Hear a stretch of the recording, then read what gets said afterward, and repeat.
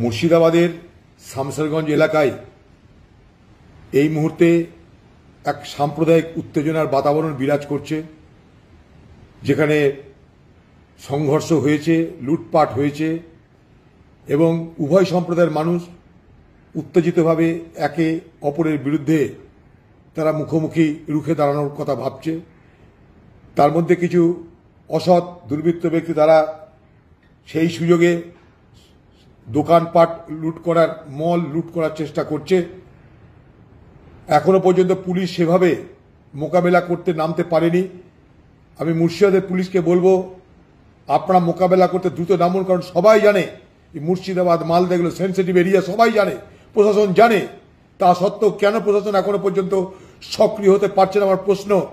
পাশাপাশি সব সম্প্রদায়ের মানুষকে বলবো, মুর্শিদাবাদের মানুষকে বলবো, আপনারা সাম্প্রদায়িক সম্প্রীতি বজায় রাখতে হবে। সাম্প্রদায়িক